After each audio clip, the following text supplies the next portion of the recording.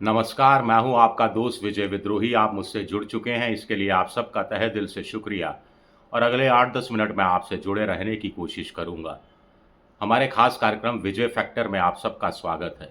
तो महाराष्ट्र में चुनाव इस कदर कांटे का होने वाला है, इसका आभास आपको इसी बात से लग गया होगा कि दोनों बड़े महागठबंधन अभी तक सीटों का अंतिम फैसला, अंतिम सीट शेयरिंग का अंतिम फ़ॉर्मूला नहीं निकाल पाए हैं। महायुति थोड़े दिन पहले तक बहुत आगे दिख रही थी। तब कहा गया कि बीजेपी करीब 140-150 सीटों पर चुनाव लड़ेगी और उसके बाद एकनाथ शिंदे की पार्टी करीब 80-85 सीटों पर चुनाव लड़ेगी और बाकी की बची हुई सीटें कुल मिलाकर एनसीपी अजीत पवार गुट को दे दी जाएगी। लेकिन बीजेपी ने 99 अपनी तरफ से उम्मीदवारों की घोषणा कर दी, 38 सीटों की घोषणा अजीत पवार की पार्टी ने भी कर दी और 40 प्लस सीटों की घोषणा एकनाथ शिंदे ने भी कर दी। लेकिन कौन एग्जैक्टली कितनी सीटों पर और कौन-कौन सी सीटों से चुनाव लड़ेगा, ये अभी तय नहीं हुआ है। महायुति अपने आप को इस मामले में आगे बता रही थी, लेकिन महाविकास अघाड़ी ने अब अचानक एक लंबी छलांग लगाई है और वहाँ सीटों का समझौता करीब-करीब हो गया है। अब लेटेस्ट समझौता क्या है, ये मैं आपको बताऊँगा, लेकिन थोड़ा-सा बैकग्राउंडर देख लेते हैं। पहले कहा गया कि महाविकास अघाड़ी में कांग्रेस 105 से 110 सीटों पर चुनाव लड़ेगी, 90 से 95 सीटें उद्धव ठाकरे को दी जाएँगी और कुछ सीटें अपने साथी दलों के लिए छोड़ी जाएँगी, जिसमें कम्युनिस्ट पार्टी और समाजवादी पार्टी, आम आदमी पार्टी और अन्य छोटी पार्टियाँ शामिल होंगी और शरद पवार के हिस्से में 70-75 की आसपास सीटें आएँगी। लेकिन मामला थोड़ा उलझा, तो शरद पवार की शरण में उद्धव ठाकरे के लोग भी गए और कांग्रेस के लोग भी गए।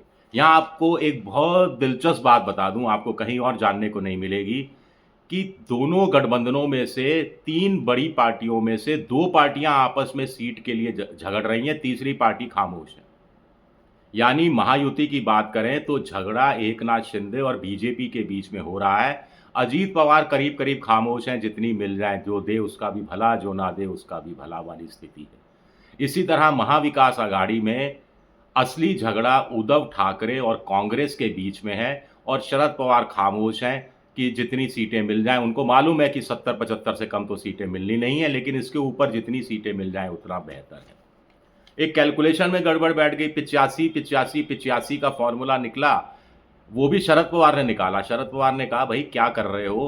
आखिरी सीट का फैसला होने तक यूँ ही मामले को लटकाते रहोगे, तो जनता में इमेज अच्छी नहीं जाएगी। जितनी सीटों पर फैसला हुआ है, तत्काल घोषणा करो, छुट्टी करो, नैरेटिव चेंज करने की कोशिश करो, जनता के बीच मैसेज पहुँचाने की कोशिश करो कि महाविकास अघाड़ी में सब कुछ सही है और ये कहने मात्र से काम नहीं चलेगा कि 288 में से 250 सीटों पर फ़ॉर्मूला तय हो गया है, 260 पर फ़ॉर्मूला तय हो गया है। एग्ज़ैक्ट फ़िगर बता दो कि कौन-सी पार्टी कितनी सीटों पर लड़ रही है, तो इस फ़ॉर्मूले पर अमल करते हुए तत्काल घोषणा कर दी गई 85, 85, 85, यानी हर हथेली में एक-एक बतासा रख दिया गया।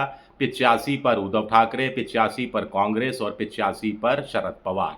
2 बिल्लियों की लड़ाई में तीसरा कैसे बाजी मार जाता है, कैसे 70-75 से उठकर सीटें 85 पर पहुंच जाती है, ये देखना दिलचस्प है। लेकिन अब तय हुआ है 85, 85, 85 तो 255 बैठती हैं। 33 सीटें फंसी हुई। 33 में कहा गया कि 18 अन्य दलों को दी जाएगी, तो 15 सीटें फंसी हुई।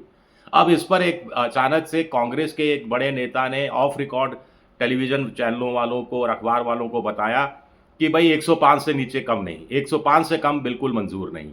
संजय राउत ने खुलेआम कह दिया कि सेंचुरी तो लगनी ही चाहिए, यानी 100 से कम नहीं।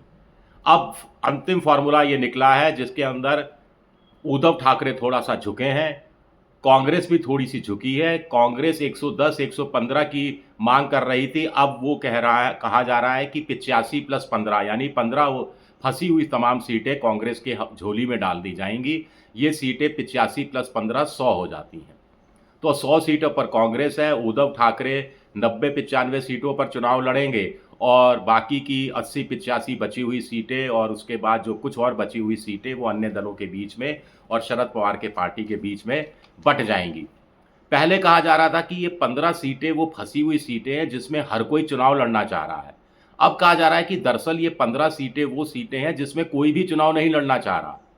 क्योंकि ये बीजेपी की बहुत मजबूत गढ़ वाली सीटें हैं और इसीलिए कोई नहीं चाह रहा था कि उनके हिस्से में ये सीटें आ जाएं। वो चाह रहे थे कि इन 15 सीटों में भले ही हमें एक भी सीट मत दो, लेकिन हमारे मतलब की 2-4-5 सीटें इधर उधर से दे दो।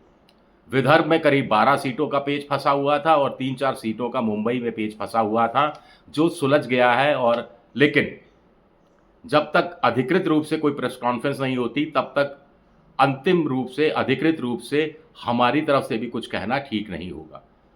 महायुति में सब कुछ ठीक है, ऐसा भी नहीं है। महायुति में झगड़ा महायुति में झगड़ा एकनाथ शिंदे और बीजेपी के बीच में कम से कम 4-5 सीटों पर फंस गया है।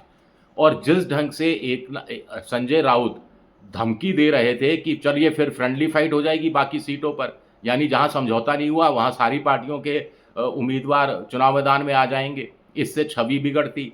ऐसा ही एकनाथ शिंदे गुट ने भी चेतावनी दी है बीजेपी को कि अगर आपको मंजूर नहीं है, कम से कम 5 सीटों का नाम उन्होंने साफ तौर पर लिया है जहां वो किसी भी कीमत पर बीजेपी के उम्मीदवारों का समर्थन नहीं करेंगे, तो वहां फ्रेंडली फाइट।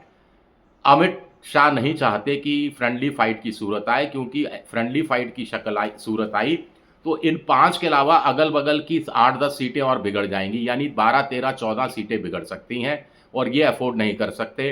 कहा जा रहा है कि एकनाथ शिंदे, देवेंद्र फडणवीस सब मुंबई से दिल्ली पहुंच चुके हैं। अमित शाह के साथ आज बैठक होने वाली है, उसके बाद अंतिम फैसला किया जाएगा, तो उसका इंतजार करना पड़ेगा। लेकिन ये 4 सीटें कौन सी हैं?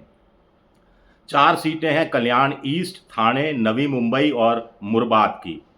कल्याण ईस्ट में बीजेपी ने शुलभा गायकवाड़ को चुनाव मैदान में उतारा है, जिनके पति ने शिवसेना के एक बड़े नेता को उल्लासनगर पुलिस स्टेशन में फायरिंग करके घायल कर दिया था और वो जेल में बंद है। पत्नी को बीजेपी ने टिकट दिया है। एकनाथ शिंदे की पार्टी को ये कतई मंजूर नहीं है। वो कह रहे हैं कि शुलभा गायकवाड़ को, जो पत्नी है गणपत गायकवाड़ की, उनको किसी भी सूरत में टिकट नहीं दिया जाना चाहिए। वो किसी सूरत में इनका कद स्वीकार नहीं करेंगे। इसी तरह बीजेपी ने ठाणे से संजय केलकर को चुनाव मैदान में उतारा है, जो एकनाथ शिंदे का गढ़ माना जाता है। एकनाथ शिंदे की पार्टी यहाँ भी विरोध कर रही है। गणेश नायक को अरौली नवी मुंबई की सीट पर और किशोर काठोड़ को मुरबाद सीट पर खड़ा किया है बीजेपी ने, जिसका भी भारी विरोध हो रहा है एकनाथ शिंदे की तरफ से। तो एकनाथ शिंदे भी अड़े हुए हैं। दिलचस्प बात यह है कि बीजेपी अभी भी अड़ी हुई है कि वो 150-160 से कम सीटों पर चुनाव नहीं लड़ेगी। अगर ये स्थिति रहती है और एकनाथ शिंदे 80-85 पर अटकते हैं, तो स्वाभाविक है कि ज़्यादा सीटें बीजेपी जीतेगी और महायुति गठबंधन अगर सत्ता में आया तो बीजेपी का मुख्यमंत्री बनेगा। लेकिन महाविकास अघाड़ी में शरद पवार की चतुराई के कारण मुख्यमंत्री का झगड़ा सुलझता हुआ प्रतीत होता है। 100 सीटों पर कांग्रेस, 95 सीटों पर मान लीजिए उद्धव ठाकरे, तो मामूली सा अंतर है। तो और उसके बाद 80-85 सीटों पर शरद पवार, तो मामूली सा अंतर होगा, 5-8 सीटों का फर्क पड़ेगा। तो ऐसे में कोई भी पहले नंबर पर आ सकता है और ऐसे में उद्धव ठाकरे के समर्थकों को भी लग सकता है और कांग्रेस के समर्थकों को भी लग सकता है कि वो जितना ज़्यादा जोर लगाएंगे, जितनी ज़्यादा अपने उम्मीदवारों को जिताएंगे, उतना उनके मुख्यमंत्री बनने की संभावना ज़्यादा होगी। यानी एक स्वस्थ प्रतिस्पर्धा, एक स्वस्थ हेल्दी कंपटीशन देखने को मिल सकता है। शुक्रिया मेरा वीडियो देखने के लिए। पसंद आए तो लाइक कीजिए, सब्सक्राइब कीजिए, शेयर कीजिए। शुक्रिया।